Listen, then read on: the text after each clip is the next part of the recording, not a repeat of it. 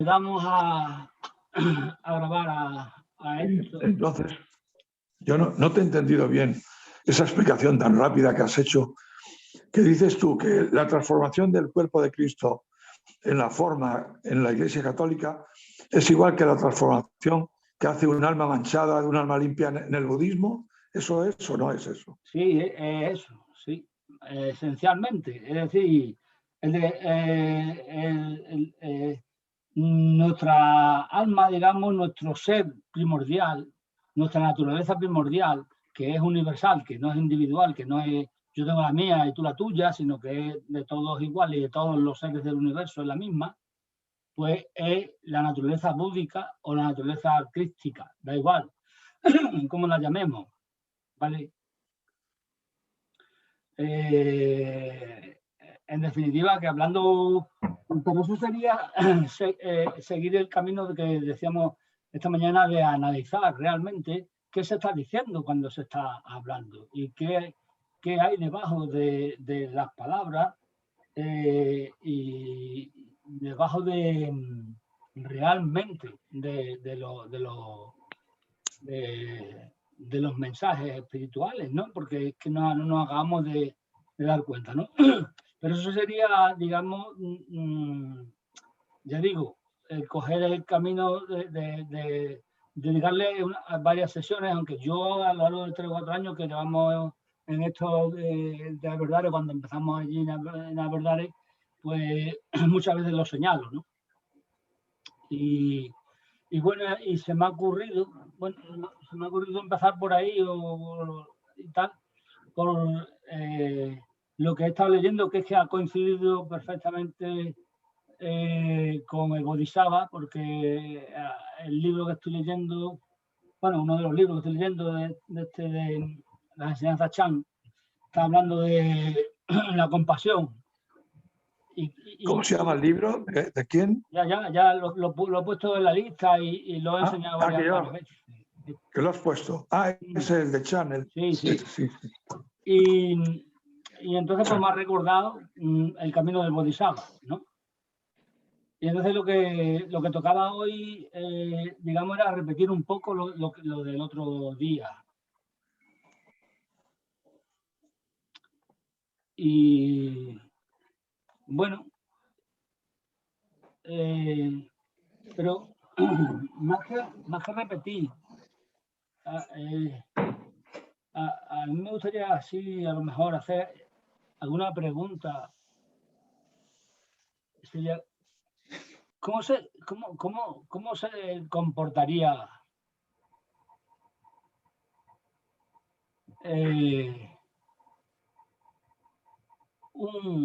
un cristiano desde el punto de vista evangélico y un budista desde el punto de vista de las 4 nobles verdades y los 3 venenos del alma? ¿Cómo se comportaría ante una catástrofe, ante la guerra, ante la miseria en el mundo?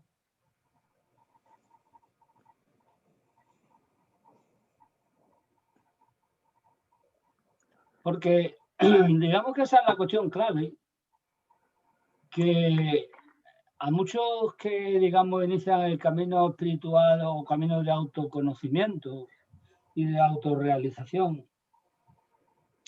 se les achaca, es decir, bueno, eso es una huida del mundo, o si no es una huida del mundo, bueno, ¿qué vas a hacer con los problemas que hay en el mundo, con el hambre?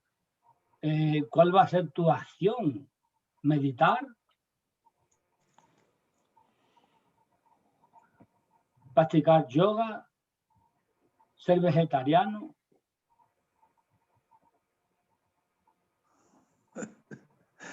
Eso lo dices con mala idea. Te lo digo con el bastón de Diógenes. Pues yo creo que la gente se comporta de forma parecida. Porque yo no creo que... Parecida a... Que no creo que una religión oficial, digamos, que es algo bastante frío y distante. No, pero me refiero al mensaje. No, pues, he dicho, No, al mensaje. Claro. no, El mensaje es el mismo. vamos a ver. Cuando hablo de autorrealización no tiene que ser alguien que se va a la India o que se lea libros del budismo. Ya. Vamos a ver, cualquier cristiano lo puede hacer. Claro. Cualquier ateo lo puede hacer. Cualquiera, claro. Claro. Un ser humano, cualquiera. Cualquiera. Si es humano. Lo que pasa es que he dicho el mensaje evangélico y el mensaje de Buda. El mensaje budista. Muy similar, ¿no? Son parecidos, claro. Porque al final ambos mensajes van hacia, por ejemplo, en la Iglesia Católica dicen, bueno... Que no te andes por las ramas. Respuesta. No. Con compasión, Juan Pedro. Con la compasión. Sí. Muy bien. Es la compasión. ¿Cómo ejercemos la compasión? Pues hay quien no la ejerce, absolutamente nada, y hay quien... pero tú no hables de la gente, si estoy preguntando... ¿de cómo lo hago yo? No, yo no quiero saber cómo lo haces tú. ¿Cómo tú piensas que se debería hacer? Que se supone que es como tú deberías hacerlo, porque a lo mejor tú sabes muy bien cómo deberías hacerlo, pero la mitad de las veces falla. No, yo... Al menos lo sabes. Yo no quiero el 10%. saber cómo tú lo haces, sino cómo debería ser, o si es que hay alguna manera de actuar, o si es todo un cuento chino. Yo creo que la manera de actuar es ayudar. Es la compasión, es hacia la ayuda del que necesita ayuda. ¿Y a quién se ayuda? ¿Quién me ayuda? No, ¿cómo se ayuda y a quién se ayuda? Bueno, se ayuda. Pues mira, hay quien lo tiene establecido. Vamos, yo creo que al que tienes más cerca o al que conoces que tiene alguna necesidad. Pero ¿por qué lo ayuda? ¿Y a quién estás ayudando cuando ayudas al que ayuda? A ti. Bueno, yo trato de ayudar a él mismo. No trato de ayudarme yo, porque para mí a lo mejor es una complicación. Muy bien, eso está muy bien. Vale, pero la primera parte, cuando dice a él mismo... Claro, yo no trato a él mismo. Ahí sí hay un pequeño error. Sin embargo, la segunda parte es que es correcta. Es decir, yo no me trato de ayudar a mí mismo. Con lo cual es muy importante y tendríamos que profundizar ahí. Y es que esto es todo el tema de Santideva, de la compasión. Ayudar a él, que está pasando hambre, por ejemplo, ¿qué es? Ayudarte a ti. Pero eso ya no es compasión. Claro, eso es egoísmo. Eso es egoísmo.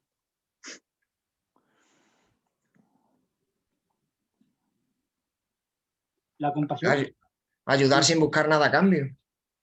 Vale, exactamente. Está en mejor. el amor incondicional, que es el que da paso a la ¿cómo se llama esto? A la compasión, ¿no? Eso es. Sería Acción desinteresada. acción desinteresada. Y todavía podemos ir más lejos.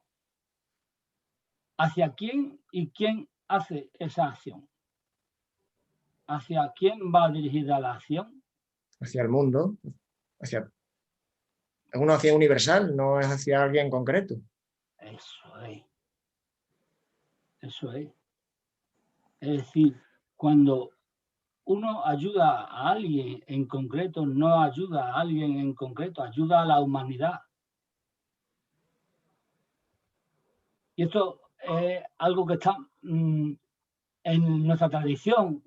No hay que irse al Bhagavad Gita, que también aparece, claro, pero está en nuestra tradición desde los judíos, que decían, y así acaba una película famosa del tema del holocausto, la lista de Sidley, acaba así con esta frase: quien salva a un hombre, salva a la humanidad. Quien mata a un hombre, mata a la humanidad. Es un principio ético del judaísmo absolutamente universal.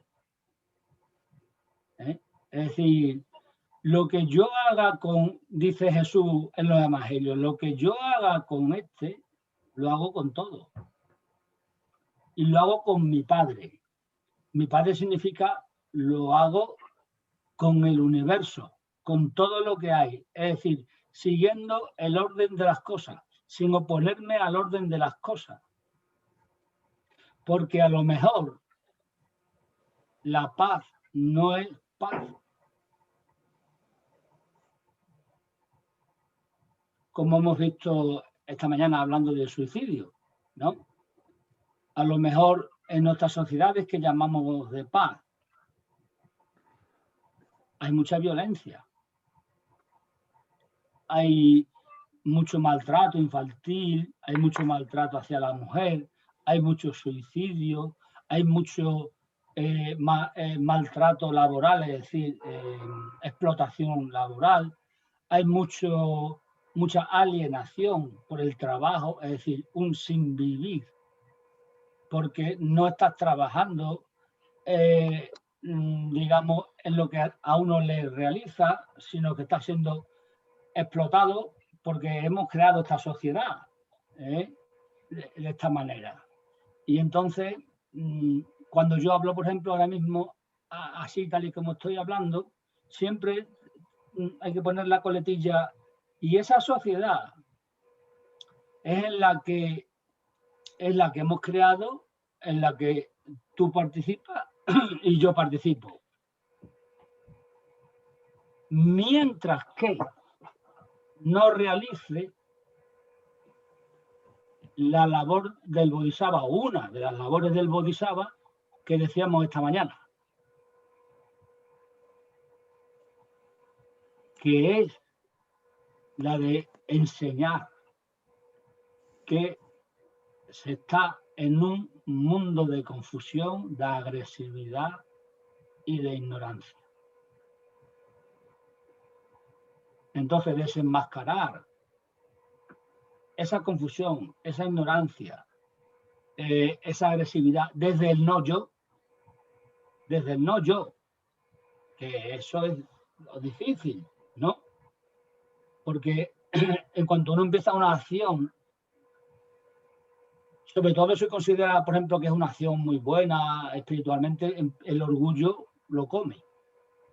Entonces, el ego aumenta.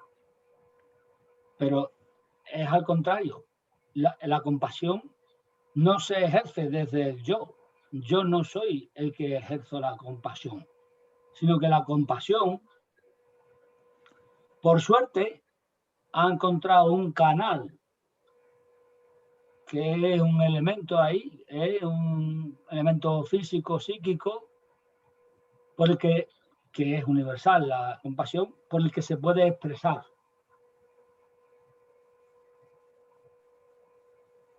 ¿Os dais cuenta? Y eso requiere la anulación del yo. Pero lo que le pasa y lo que le ocurre al Bodhisattva, como renuncia, está en la metáfora, como renuncia a la iluminación última y definitiva, que sería la, digamos, como una vela que se apaga, y ya, porque se apaga porque se ha consumido totalmente, y entonces pasa a formar parte de todo lo que hay, ¿no? Y se acabó el círculo del sánsara, ¿no? Eso es esa es la iluminación del todo. Claro, de decirle a lo de la New Age lo que es la iluminación del todo, que es su desaparición. Bueno, pues desde esa desaparición no se puede ejercer la compasión. La compasión se tiene que ejercer cuando hay algo de yo. Es decir, cuando hay algo que me duele. Si hay algo de yo, hay algo de egoísmo. Y ese egoísmo que yo tengo, esa tendencia a los vicios, es decir, a la vanidad, al orgullo, a la envidia, a los celos, todas esas cosas, es lo que me va a hacer a mí que yo pueda entender que eso le ocurre a los demás. Y entonces me puedo compadecer de ellos cuando descubro que yo puedo disolver eso. No siendo. O por lo menos que estoy en el camino que he emprendido y me he comprometido, por eso decíamos que el camino de Bodhisattva necesita primero un compromiso. Es decir, un compromiso firme, es decir, voy a hacer esto, a esto voy a dedicar mi vida y punto, se acabó.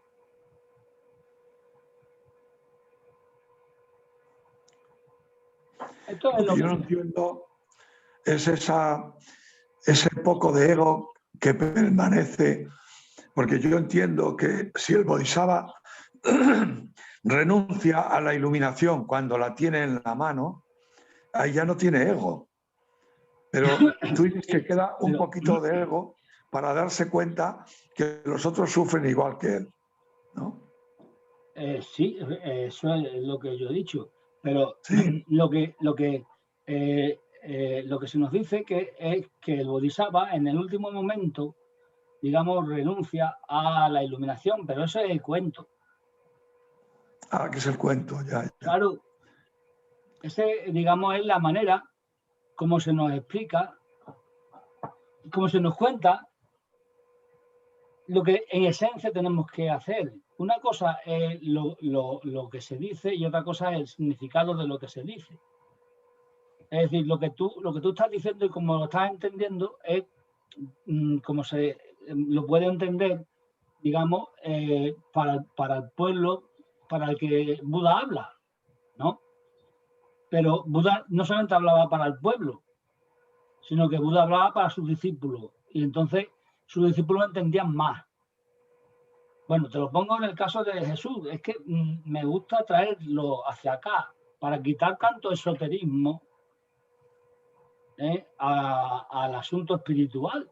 Parece que lo espiritual está en Oriente. Mira, a mí me encanta, ¿eh? Y además hasta me duele tener que hacer esto, ¿no? Porque me encantaría hablar de budismo, de taoísmo y estas cosas, ¿no? Pero bueno, Jesús habla al pueblo judío, ¿no? Que en principio parece que significa la humanidad, pero bueno, no nos vamos a meter en eso. Y luego habla al grupo que llama de los 70, que digamos eso se enteran una medida más de qué va la película. Y luego habla a los 12, que digamos que son los iniciados. Pero luego habla a su hermano Santiago, hermano. No hermano primo, ¿cómo se nos cuenta? Hermano. La religión, ¿no? A María Magdalena. Es decir, hay un grupo de 2 o 3 ahí que son, digamos, los verdaderos iniciados. Y son los que realmente entienden lo que Jesús está diciendo. Que además tampoco es muy nuevo, sino que es revolucionario en el momento en el que se dice. Esa es su novedad, pero su mensaje viene desde el Antiguo Testamento y filtrado por los esenios, por ejemplo, ¿no? Y también más escuelas, pero en concreto por los esenios, ¿no? Por decir una cosa, por ejemplo, que tiene que ver con la compasión, con el camino del Bodhisattva, cuando Jesús expone la parábola del buen samaritano, utiliza en los evangelios, se utiliza, no me acuerdo en qué evangelio se cuenta esta parábola o si se cuenta en varios, no, es que no me acuerdo, una frase que estaba en el Antiguo Testamento, es decir, que no es suya. Ama al prójimo como a ti mismo. Y es no un sumo sacerdote, otro, digamos, de menos altura, digamos, dentro de la iglesia, pero que tenía mucho conocimiento, ¿no? El que le pregunta a Jesús, dice, ¿qué entiendes tú cuando se dice en no sé qué, le dice la cita bíblica del Antiguo Testamento, ama a tu prójimo como a ti mismo? Y entonces Jesús, como siempre, pues no es nada teórico, sino que cuenta un cuento. Y el cuento es la famosa parábola del samaritano, en la que aparece además como protagonista que lo hace mal el que le está preguntando, ¿no? Y es encima un samaritano que es extranjero, diríamos hoy, inmigrante, etcétera, etcétera, que no tienen por qué venir aquí a sacarnos las perras y todas esas cosas, ¿no? para mostrar que es el que lo hace bien.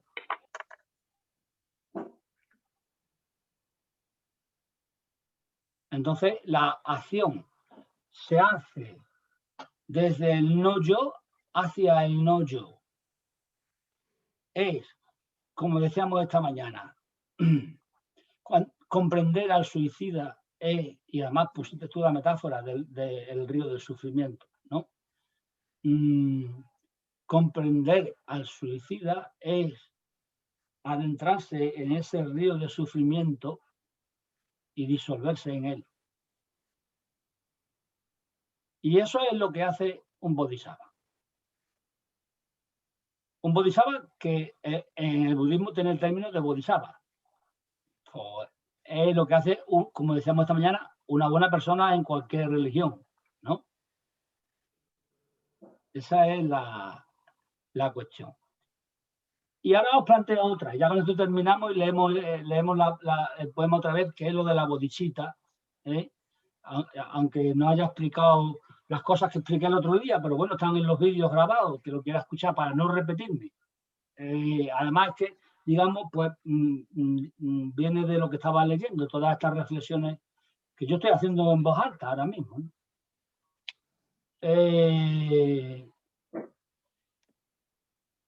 La pregunta que iba a hacer se me ha olvidado, así que me pone que a meditar antes. No sé qué. Ah, sí. Vamos a ver. Vamos a suponer que nosotros hemos hecho este compromiso, hemos elegido este camino, es decir, que el camino no es para obtener un beneficio propio, ser feliz, tener más bienestar, ganarnos el reino de los cielos que está más allá cuando nos muramos, o no reencarnarnos más. Eso son tonterías todo, ¿no? Ya hemos dado cuenta ya de que las cosas son como son y simplemente son. La vida no tiene ningún sentido, la vida es y punto. Es más historia, todas las otras, todo lo demás son historias, exactamente, ¿no? Entonces no nos sirven, son relatos para quitarnos el sufrimiento de nuestro ego. Pero como ya nosotros tenemos muy poquito ego, no somos muy evolucionados. Entonces ya no necesitamos no te creas, no te creas. No necesitamos esos cuentos, ¿no? Bien, y entonces la pregunta es, ¿se puede lograr que haya paz en el mundo? ¿Se puede lograr que el mundo se ilumine? ¿Se puede lograr que todos los seres alcancen la felicidad y eliminen el sufrimiento y sus causas? Pues no se puede lograr. De momento, tardaremos varios milenios todavía en lograrlo. Eso si nos quedamos como bodhisattvas todos por aquí. Esa es la respuesta. Es decir, la última parte, que es en la que han introducido la duda. No lo podemos saber. Incluso a lo mejor, aunque todos nos convirtamos en bodhisattvas, ni siquiera sabemos, todos, mucho, porque si somos todos ya sí se ha iluminado. No podemos saber si va a dejar de haber guerra. No podemos saber si va no podemos saber si va a haber gente que está confundida, que es ignorante, que actúa con el ego y por tanto tiene codicia y por tanto tiene agresividad y va a ir a la guerra y va a querer ganar más dinero y va a querer destruir al enemigo y le da igual cómo lo destruya uno a uno o por un medio de un genocidio. No estoy diciendo ninguna barbaridad, simplemente hay que leer los libros de historia. Pero es que el blanco no existe sin el negro y la guerra sin la paz. Exactamente. No, es que no se trata de... Es que ahora mismo ha señalado una cosa, yo creo que es muy importante. Es decir, no se trata de plantearse esa pregunta. Sí, porque yo me podría haber dicho, te estás equivocando, porque si planteas esa pregunta estás en la dualidad. porque te has planteado un objetivo. Es decir, si uno se mete en este camino espiritual, no tiene que tener ningún objetivo. Ya hemos dicho que la vida no tiene ningún sentido. No hay un para qué. Todos los para qué que os cuenten toda la gente son teorías que la podéis escribir por ahí que en cualquier momento se puede refutar. Hay otra que dice lo contrario. Eso es maya. Es maya, exactamente, es ilusión. Todo eso es ilusión. No se puede hablar, no se puede decir ninguna teoría. Solamente se puede estar. Y como bodhisattva actuar.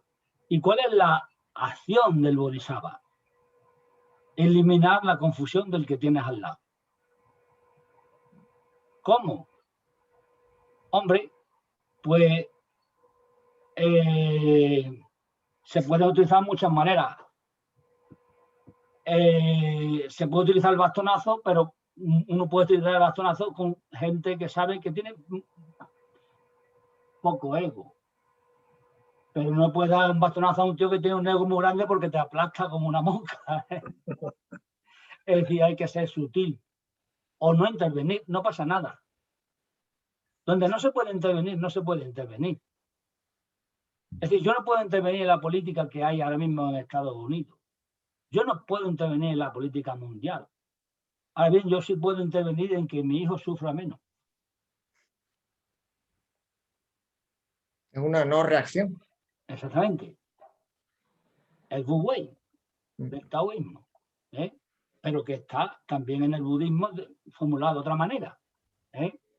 Y en el cristianismo está formulado desde el punto de vista de ama a tu prójimo como a ti mismo y lo de ama a todo el mundo y también al enemigo. Es decir, pon la otra mejilla. Poner la otra mejilla no significa la resignación.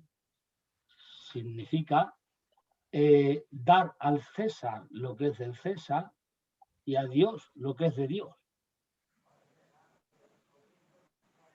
Y eso no significa no actuar en el mundo. Lo único que ocurre significa que uno actúa en el mundo en el nivel en el que se puede actuar en el mundo.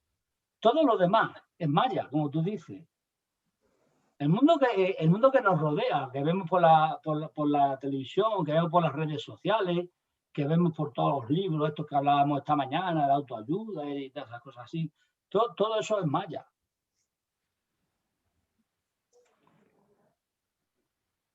Es mejor coger a Dostoyevsky y vas a conocer el tormento humano, el infierno que tenemos todos dentro, porque él describe su infierno, que es muy gordo, muy grande, pero todos tenemos gran parte de su infierno. Es decir, todos tenemos gran parte de ese sufrimiento, que es lo que explicaba el otro día del bodhisattva. El bodhisattva es aquel que ama universalmente, pero amar universalmente es un amor a partir del cual nosotros vemos y sentimos el sufrimiento del otro. En cuanto nos ocurre eso, es decir, visceralmente, no estamos pensando, nos ocurre eso visceralmente, damos un segundo paso. Y es que nos convertimos en el otro. Es tanto el sufrimiento del otro que nos convertimos en el otro. Ahora bien, ¿qué es lo que generalmente es lo que se llama ágape, amor, en griego, que es el amor de la madre al hijo? Que lo da todo. Bueno, no quiere decir que eso ocurra siempre, eso ocurre generalmente en el primer momento de la crianza, ¿no? Y a veces ni siquiera ahí. Pero bueno, existe ese concepto en griego, que es ágape, que se diferencia de eros, que también significa amor. Una cosa es ágape, que es amor incondicional, y otra cosa es eros, ¿no? Una cosa que sí podemos hacer, Juan Pedro, es incrementar la alegría de ser, como decía Spinoza. Exactamente, no, todo parte de la alegría. Porque eso se contagia. Sí, exactamente, todo parte de la alegría. Uno tiene que ser alegre, tiene que ser benevolente, tiene que ser agradecido, tiene que tiene que ser, perdón, que me he equivocado, tiene que estar en un estado mental. Porque lo he formulado de forma kantiana, está la formación profesional, ¿no? El estado mental que uno tiene que tener es la de la alegría. El estado mental que tiene que tener uno es la generosidad. El estado mental que tiene que tener uno es el de la humildad. Es decir, no sé nada. El estado mental que tiene que tener todas esas virtudes. Y la fundamental, como tú has dicho, es la alegría, que el otro día la estuvimos también explicando, ¿no? No sé si recuerdas, ¿no? Es decir, en los cuatro inconmensurables en el budismo, uno era la alegría, que es el que explicamos el otro día, que curiosamente coincide con Spinoza, que es un filósofo de origen español, judío, etcétera, etcétera, ¿no? Sin alegría, Spinoza considera que es imposible transmutar nuestros vicios en virtudes. Y si nosotros no nos transmutamos, no podemos ser bodhisattvas. Si nosotros no convertimos el vicio en virtud, o estamos en el camino, en el proceso, es decir, tenemos una conciencia ampliada de que somos unos viciosos, y por tanto estamos empeñados desde que nos levantamos hasta que nos acostamos en eliminar el vicio. Eliminar el vicio significa eliminar nuestro ego. Pero eliminarlo significa eliminarlo en el sentido egoico, porque el ego está ahí, porque el ego es funcional y es una maravilla auténtica, ¿no? De forma adaptativa, es decir, no va a desaparecer, ¿no? Entonces, eso que has señalado es muy importante, porque sin alegría no hay bodhisattva tampoco. El bodhisattva tiene que transmitir la alegría por sí sola, le desborda la alegría. Y cuando uno está alegre, no tiene conciencia de yo. Simplemente tenéis que recordar un momento de alegría profunda, de alegría de verdad. La alegría por algo que le haya pasado a alguien que queréis mucho. ¿Dónde está el yo? No está. Pues hacerse consciente de eso y extenderlo es la tarea del bodhisattva. Lo que pasa es que, ¿con qué se va a tropezar? Con la ignorancia, con la confusión, con el deseo, con la agresividad del otro. Y entonces, claro, el camino de Bodhisattva es complejo. Ya sabéis dónde le lleva el camino de Bodhisattva a Sócrates, que lo contamos esta mañana, y de forma un poco más, bueno, un poco más, no, mucho más violenta y tal, ¿no? A Jesús, ¿no? Buda también tuvo sus problemas, pero digamos es otra historia. Pero porque la cultura es distinta, allí los dejaban a cada uno tirarse por su cuenta y que dijese lo que le diese la gana. ¿Qué te dice esto? Bueno, pues, ahora me voy al otro maestro que está predicando ahí al lado y dice lo otro y ya está. No se peleaban unos con otros, ¿no? Y entonces el segundo paso, ya con eso termino, es convertirse, cuando uno ama al otro, está en ese estado de alegría que tú has dicho muy bien, etcétera, etcétera. Uno es el otro, y cuando uno es el otro, uno ya no es. Uno se ha sumergido en el río ese, que me ha gustado la metáfora, porque también sirve para la iluminación, que es la que aparece al final del libro de Hermann Hesse, Siddhartha. Se sumerge uno en el río del sufrimiento. En el libro de Siddhartha aparece la metáfora del río, que es cuando Gautama se mira en el río, en la corriente, y ve su rostro, pero su rostro, como hay una corriente, no es el agua estancada, pues va cambiando, va fluyendo, se va convirtiendo en muchas caras, cada vez más caras, hasta que se convierte en la cara del universo, o en el universo él es la cara que ve, y la cara que ve es él, entonces ya se disuelve, iluminación, ¿no?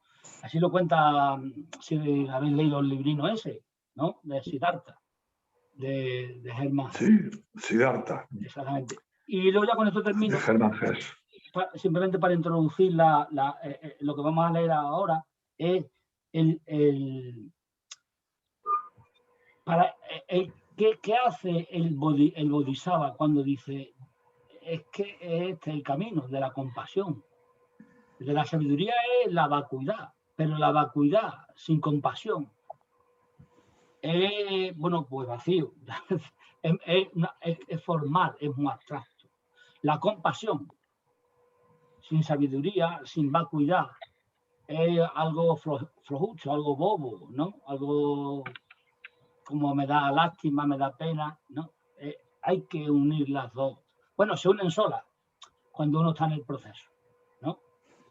Entonces, uno pide que la bodhicitta, que así se llama, ¿no? O así se ha traducido, la bodhicitta habite en él.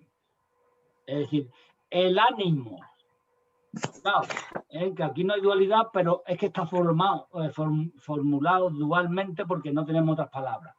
El ánimo de iluminarse, eso es la bodhicitta, a través de la iluminación de los demás.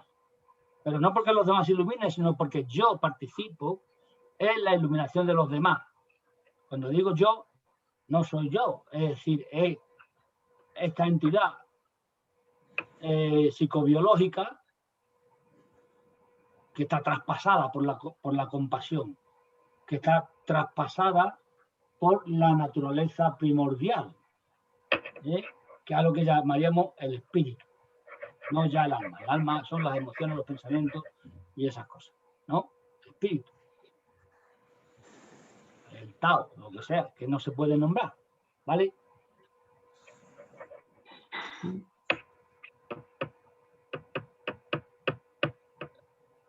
Juan Pedro. Sí. Pues es que te voy a hacer una pregunta, porque has nombrado antes lo que es el círculo del sánsara y no sé muy bien a qué se refiere ese concepto. Entonces, si brevemente me podías decir algo. Si quieres, hacemos una cosa. Vamos a leer eso, porque tenemos que después meditar. Y después, si da tiempo, porque es, digamos, un poquito largo, no demasiado largo, pero vamos, te lo explico. Y si no, te lo explico otra vez o lo pongo en el chat, ¿vale? Es por cuestión de tiempo, porque si no, es que la meditación es de media hora, ¿vale? Y ahora hay que leer el poema, aunque es cortito, pero bueno, ¿vale? Bueno, ¿alguien quiere leer? Tú lo tienes, Álvaro, te lo aconsejo ahí. ¿Dónde está? Ahora lo perdí, como que me lo haya perdido. No, hombre, no. Lo tengo puesto el último. He dejado totalmente abandonado el camino del Bodhisattva, ¿no? Mira, este libro, por si la práctica del Bodhisattva, que bueno, aquí viene el nombre en tibetano, y es de Santideva. Aquí, desde ahí abajo, Santideva. Vale. Esta es una edición crítica y por tanto una buena traducción. Esto es un poema y simplemente es como una guía espiritual, como puede ser la guía espiritual de Juan de Molí, de Miguel de Molino, o la nube del no saber, que es anónimo. Es igual, pero para el budismo. Y este lo hace para sí mismo, escribe un poema, es un monje normal y corriente de un monasterio, y desde que ve que funciona, pues se lo da a los demás monjes. Y se ha convertido en, digamos, la guía espiritual de la compasión. Luego está el Mahamudra, que es la más importante, la guía espiritual más importante, pero de la vacuidad, ¿no? Estamos... Entonces, si alguno quiere leer el de Bodhicitta, el que leímos el otro día, el número 1, elogio a la Bodhicitta. ¿Lo tenéis por ahí? Lola, ¿lo tenéis? Sí. Sí, Juan Pedro, lo tengo, pero que lea otro hoy, ¿no? Yo que leí el otro día. Verdad, el otro día, pero no sé si lo tendrán. Sí, ¿verdad? Sí, puede leer. Yo tampoco, porque no veo.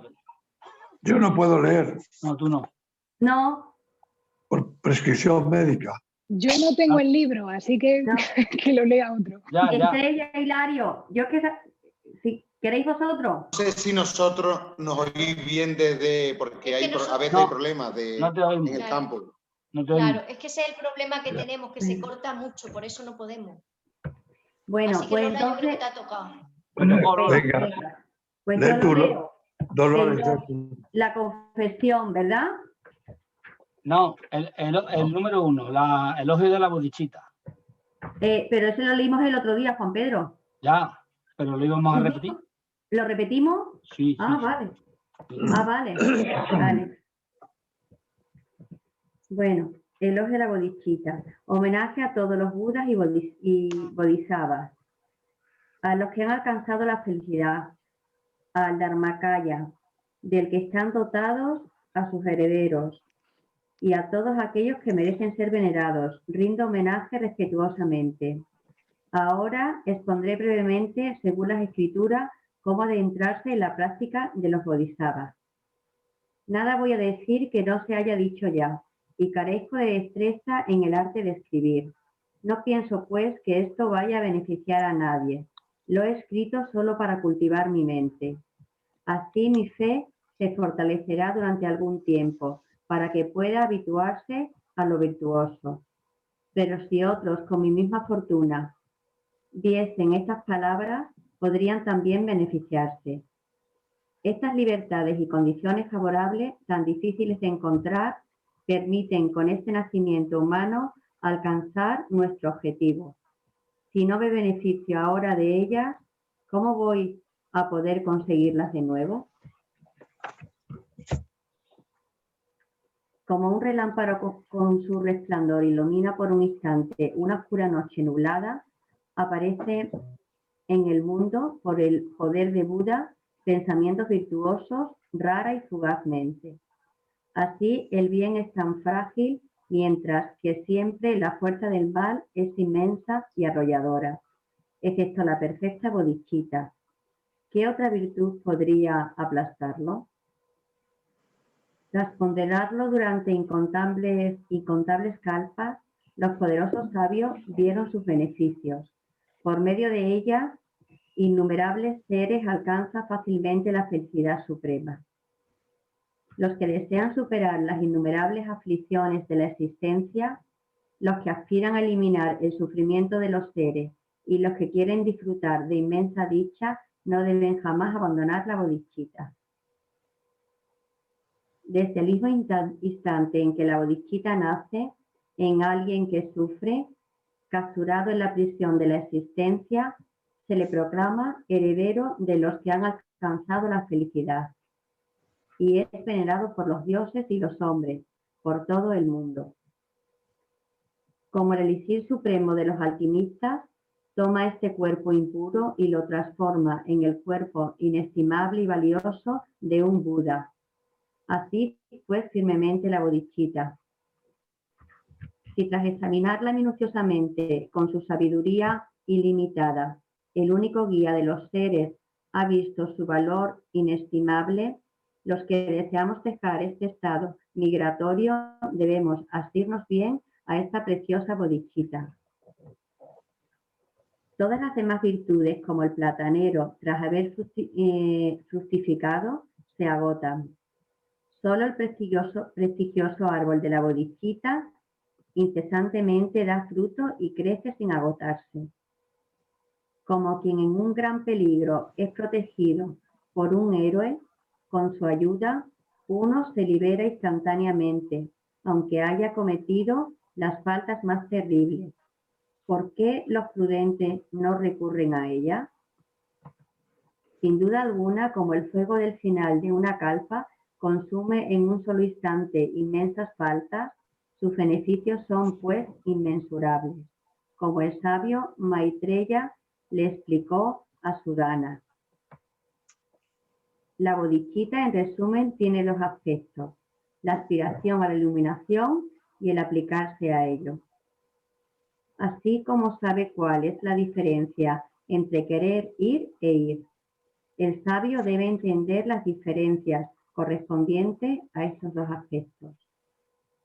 La bodhisattva, como aspiración, produce grandes frutos, incluso estando aún en el samsara, pero no da lugar a un continuo flujo de méritos, como sucede con la aplicación de la bodhicitta.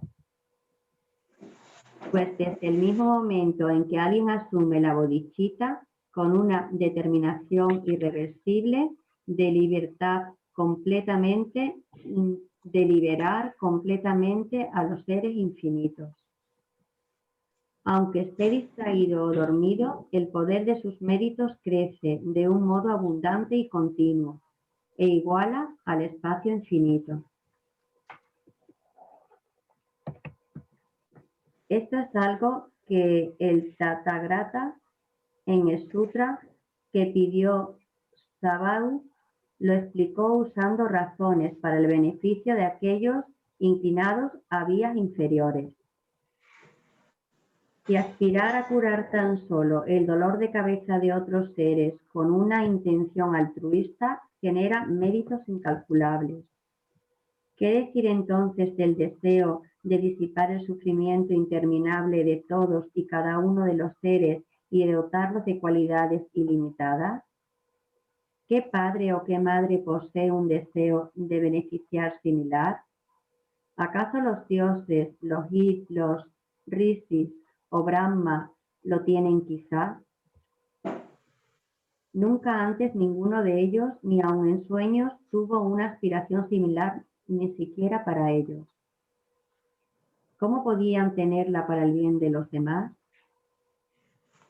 Ese deseo de beneficiar a los seres, un beneficio que otros no desean ni para sí, esa extraordinaria joya de la mente que nazca en una maravilla sin precedentes.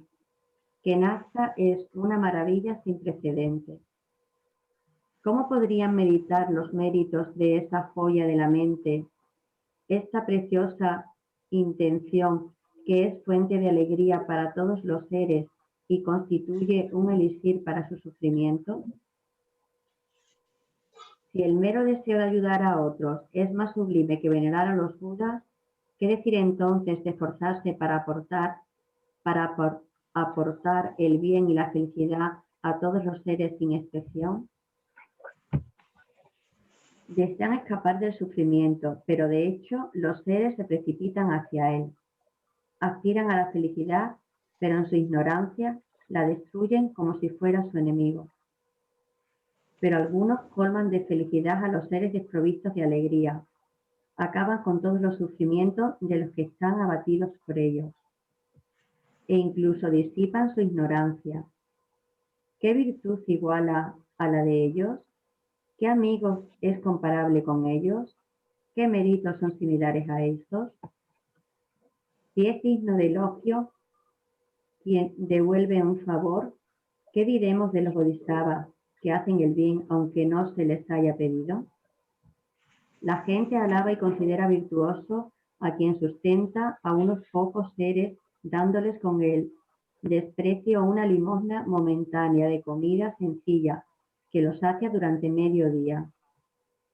¿Qué diremos de los que dan continuamente e innumerables seres la felicidad insuperable de los sugatas y satisfacen por completo todos sus deseos? Quienquiera que hacia estos benefactores, herederos de los Budas, malevolencia conciba, permanecerá en los infiernos. El sabio así lo dijo, por tantas kalpas como los momentos de su malicia. Pero los pensamientos puros y virtuosos hacia ellos darán frutos abundantes en aún mayor medida. Aun en la peor adversidad, los bodhisattvas nunca dañan, sino que su bondad espontáneamente se acrecienta. Vale. Bueno. Juan Pedro, perdona, queda la última. Vale. Rindo homenaje a aquellos en quienes ha nacido esta preciosa mente sagrada. Voy por refugio a esas fuentes de dicha que llevan a la felicidad incluso a quienes los dañan. Ya está. Bien. Mi intención es que Lo que hemos leído, que ya lo hemos leído 2 veces, y supongo yo que lo habréis leído en casa, es que cale, es decir, que cale el mensaje que dice ahí, en ese elogio a la bodhisattva antes de emprender, digamos, el camino, ¿no? Que en el que se explica él a sí mismo qué es ser un bodhisattva y pide la iluminación para todos los seres, y esa es la mayor virtud que pueda haber, la mayor felicidad que pueda haber, incluso mayor habla que la de un Buda o la de un Dios, ¿no? Entonces,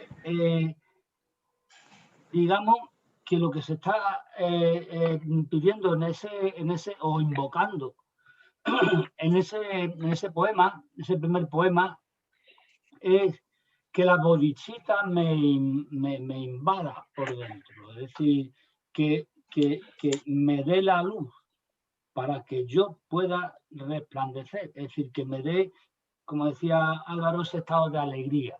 Entonces es algo que uno que tiene que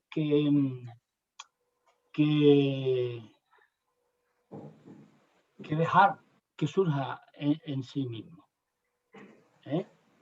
Luego los conceptos técnicos que aparecen ahí, que si los calpas, los estos, los otros, bueno, eso es otra historia que vienen explicadas en la introducción y no sé si ahí de nota de página o lo que sea, ¿no? O el sánsara que también aparece, eso son cuestiones técnicas, pero lo esencial está dicho, ¿vale?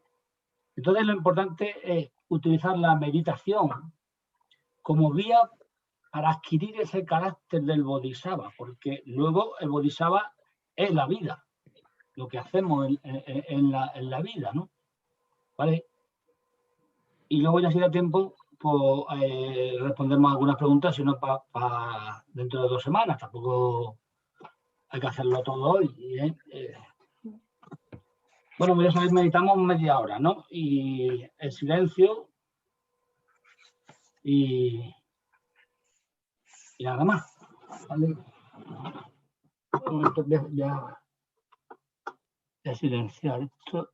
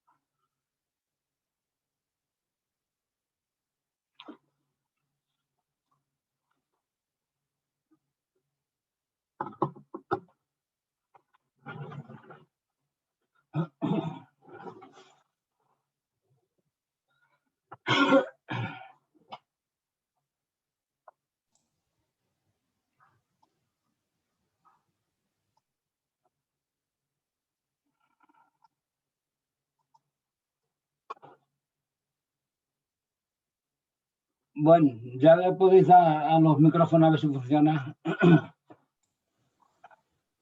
Sí. Vale. Bueno.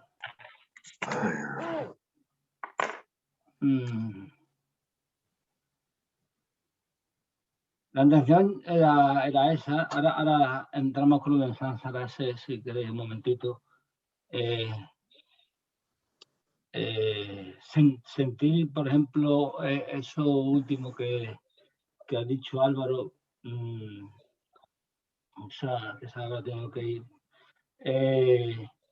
Sentir la alegría de la compasión. A pesar de que la compasión es para aliviar el sufrimiento del mundo, se hace desde la alegría y produce alegría. La bodhicitta es alegría porque no es egoica.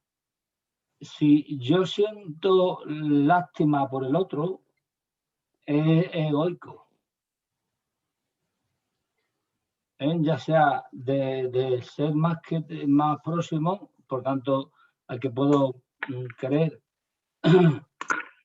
porque está a mi lado biográficamente, al ser más alejado que no conozco o al no nacido aún.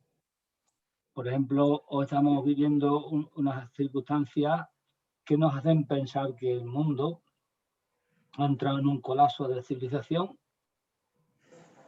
Bueno, ha habido muchos colapsos de civilización.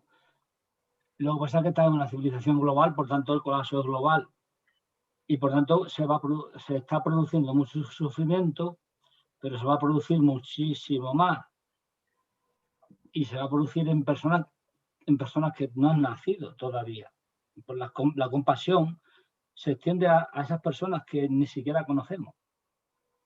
Pero la bodhicitta es esa alegría, por eso se invoca a la bodhicitta como la iluminación, que es alegría, que me da la alegría que me da la iluminación de los demás. Es decir, iluminación significa que los demás han sido capaces de superar las trampas de la ignorancia y por tanto ya no sufren.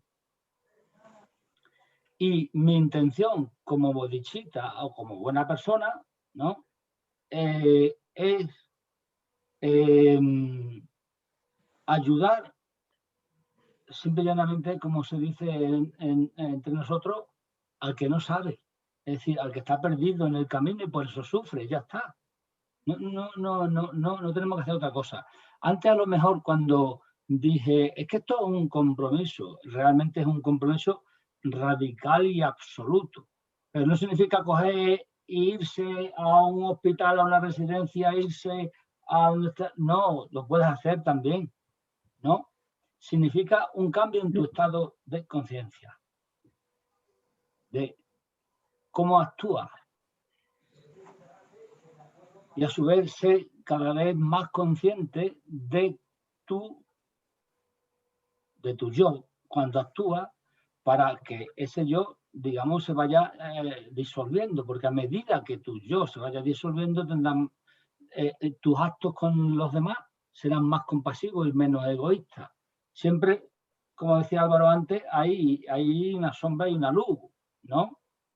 Entonces, siempre va a haber parte de sombra en mí que yo proyecto, es decir, va a haber parte de egoísmo cuando ayudo a alguien, ¿no? Ayudo a alguien, me refiero a la ayuda básica de ayudarlo a que elimine su ignorancia, porque si elimina su ignorancia deja de ser agresivo contra sí mismo y contra el mundo. No se trata de ir a pegar voces en una manifestación por la paz. Es contradictorio. Está uno pegando voces por la paz. Está uno actuando de forma violenta y escindido de los otros que son los malos porque quieren la guerra. No sé si entiende. Hay que tomar mucha conciencia. ¿Sí? Todo es cuestión de tomar mucha conciencia y no olvidar la alegría. La alegría simplemente de ser. Porque la vida es lo que hay. Y no es más.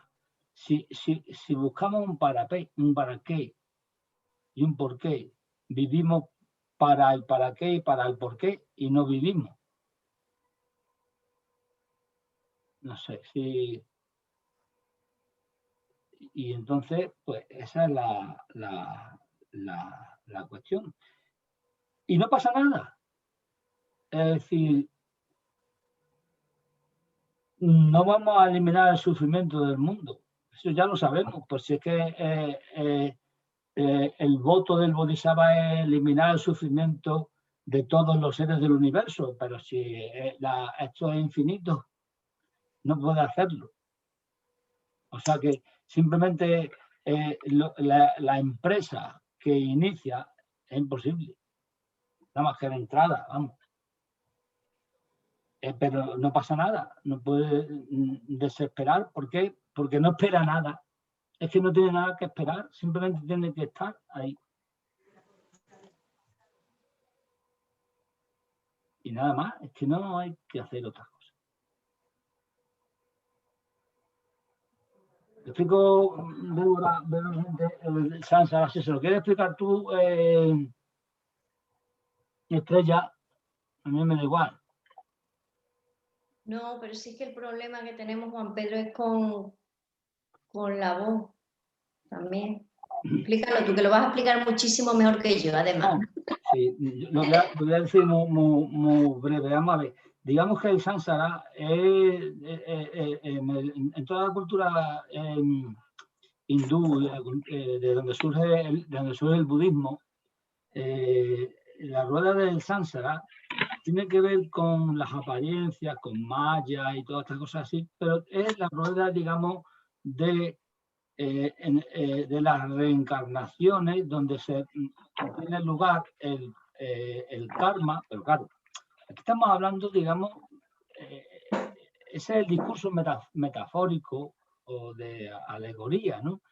Entonces es una rueda que la definición es la rueda del sufrimiento, debido a nuestro propio karma de acción y reacción.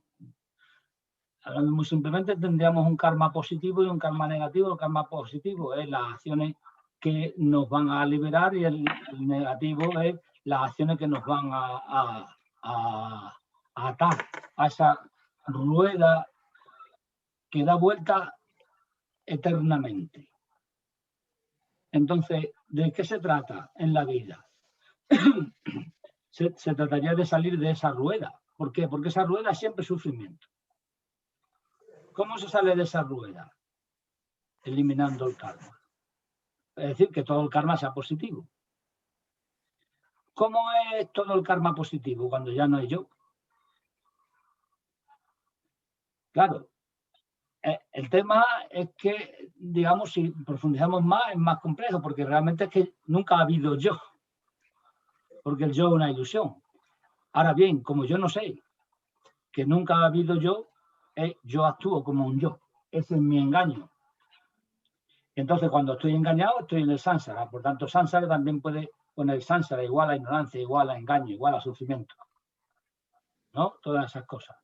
¿Y cómo seguimos en el sánsara? Por el karma. ¿Y qué es el karma? Lo que hago. No busquéis ninguna teoría rara, es lo que hago. Todo lo que hago que aumenta mi yo. Es decir, que serían emociones negativas o vicios, o como lo queráis llamar, ¿no? Eso me ata a la ilusión, me ata al sánsara. Todo lo que hago que me libera del yo, del sueño de que soy un yo, pues me libera del sánsara. Entonces, en definitiva, el bodhisattva queda, digamos, con un hilino unido al sánsara. pero no tiene más remedio que estar unido por lo que hemos explicado antes. Ahora bien, la iluminación de todos los seres es su iluminación. Pero esto es muy importante y a lo mejor un poco complicado de entender, pero con lo que dije antes de los judíos se puede entender. Si el Bodhisattva consigue que alguien se ilumine, no se ilumina a ese alguien, hemos dicho, ¿verdad? O se elimina el sufrimiento de alguien, su confusión, su ignorancia, lo que elimina es el sufrimiento de toda la humanidad. Es decir, es una cosa cualitativa, no cuantitativa. Uno, otro. Y entonces, digamos, de alguna manera el Bodhisattva se ilumina.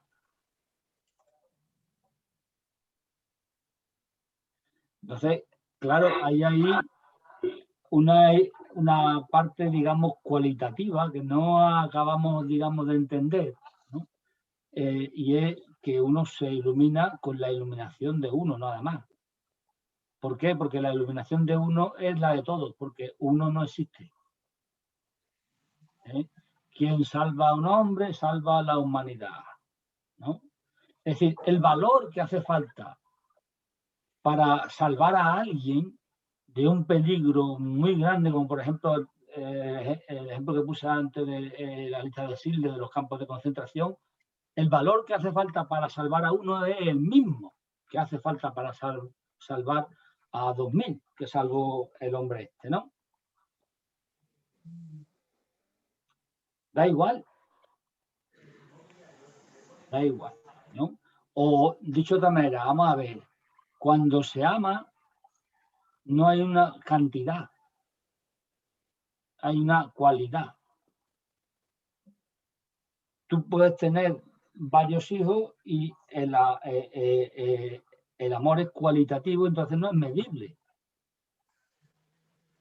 Esa pregunta que se hace a ¿quién quiere más? ¿A quién esto? ¿No? O los hijos a ¿quién quieren más? Este es el otro, ¿no? Siempre se comparan con el hermano, ¿no? Pero desde el punto de vista de los padres, si su amor es sano, quieren por igual.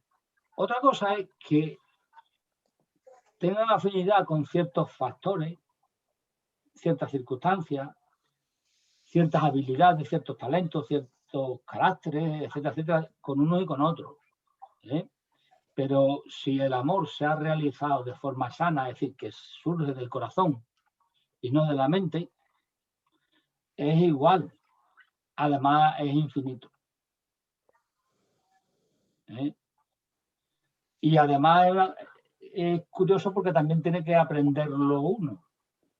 Aprenderlo a soltar, cuidado. Porque digamos que te aparece, ¡pum!, solo. Pero luego hay que soltarlo. Y hay que soltarlo cuando el hijo empieza a hacerse mayor. Y dice, aquí estoy yo. Y su ego ya no es el yo del niño de 4, 5, 6, 7, 8 años, sino que su ego va a ser un ego que lo primero que va a hacer es rebelarse contra todo aquello que represente una amenaza contra su ego, que es la familia y la escuela, ¿no? Y si es un poquito listo, todo el resto del orden político establecido.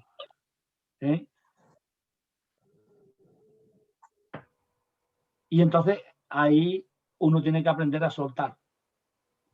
Me acuerdo que un amigo mío, compañero de filosofía, me decía, el amor del padre al hijo tiene que ir desde lo infinito hasta la nada. Pero no la nada de que ya no lo ame, sino de ser capaz de soltarlo totalmente.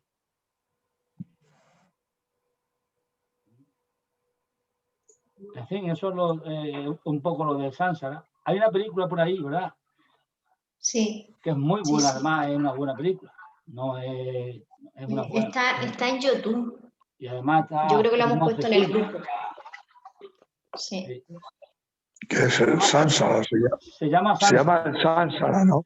Sí. Sí. La película, el Sánsara, ¿no? A secas. Sí, sí. Sánsara. Y además Si se queréis, ve, digamos, ponemos en el detalle enlace. todas estas dificultades, estas caídas y subidas que tiene la vida de todas las personas, ¿no? Y sobre Sí, todo cuando sí. uno se compromete con algo tan grande como esto. Pero es como decía el otro día, es decir, como los budistas dicen, agradece que has nacido hombre, humano, si no tenemos problemas. Agradece que has nacido un ser humano. Y entonces, como has nacido ser humano, tienes la capacidad de iluminar. Los animales ya están iluminados. Claro, vosotros podéis decir, ¡buah! ¡Qué envidia! No, ellos están iluminados. Viven absolutamente sin dualidad con todo lo que hay, efectivamente. Pero no son conscientes de ello. En el caso del hombre, vive escindido, vive roto, separado, ¿no? Pero tiene la capacidad de volver a casa, volver al hogar, de recordar quién es, de recordar, como se dice en el budismo, su naturaleza primordial, o como se dice en el cristianismo, de ver que el reino de los cielos está aquí dentro, no como nos lo han pintado ahí, no, eso no hay, ahí está el cielo, están los pájaros, las nubes, si te vas más lejos, la luna, las estrellas, etcétera, etcétera, ¿no? Está la naturaleza, de donde venimos y a dónde vamos a ir a parar, claro.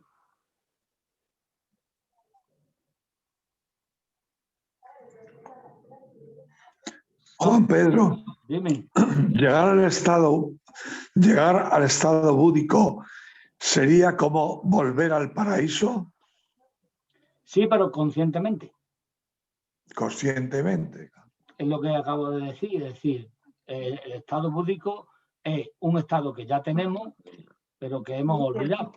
Es decir, pues estamos en estado de confusión, porque estamos en estado de ignorancia, que es el primer veneno del alma, ¿no? Que es lo mismo que decía Sócrates, decir, no somos malos, es que somos ignorantes. No sabemos que si actuamos así, actuamos mal.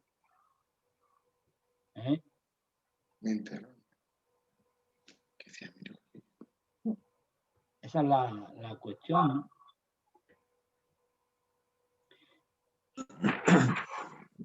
¿Nos vamos entonces? Pues sí. Yo creo que es una hora para... Es una hora muy prudencial para marchar. Una hora muy prudente. Sí, que hay toque de queda en media hora. Sí, iba a decir. Nos pueden grabar. ¿Estás grabando todavía? Sí. Wow, pues entonces quítalo ya antes del toque de queda. Por lo menos la grabación. ¿Qué iba a decir? Ya el próximo día seguimos leyendo, ponemos 3 o 4 hojas para que y empezamos, digamos, leyendo o si tenéis una pregunta o lo que sea de lo que habéis leído, ¿no? Vale. Y vamos a poquito leyendo, porque aquí es que no hay, y lo que es lo importante es la meditación y la acción. Y claro, el libro nos va guiando, porque nos va adentrando en nuestro estado, ¿no? Entonces, eso sería lo que deberíamos hacer. Y que otro se traiga el libro para que no, Para que no se canse Lola. Vale. A ver, claro, A mí no me importa, la verdad. ¿Sabes qué pasa? Que yo creo, mira, necesito una gafa. Me estoy dando cuenta que me cuesta leer, hace tiempo, pero me estoy resistiendo, no sé por qué, a comprármela y a poner. Este es el momento, Lola. Pero ya me doy cuenta que es que tiene que ser sí o sí, porque es que noto que hay veces que al leer, o sea, que de verdad que me... Tus ojos te lo agradecerán, tus ojos te lo agradecerán. Seguro que sí. pero de verdad que no sé por qué me resisto hace tiempo, que noto que lo necesito. Pues ahí indaga. La edad. Pues será de Aprovecha y cómpratelas. Si será de queréis, las pocas que hacemos, queden. te regalamos. Yo tengo 2, te regalo unas. No, ya no, Luego, porque ya no adiós. puedo. Ya en esto Adiós. sí o sí, porque Adiós, ya. adiós. Bueno. Adiós, Jesús. Bueno, adiós. Bueno. Adiós, Venga, buenas nada. noches. Muchísimas gracias. Gracias. Buenas noches. Bueno, Buenas noches. muchas Vosotros, ya lo gracias. colgaré Buenas mañana, noches. o sea, que hoy ya estoy saturado. Venga, Desde Venga. luego. Bueno, que descanséis. Chao. igualmente. Chao. Adiós. Adiós. Adiós. Adiós. Buenas noches.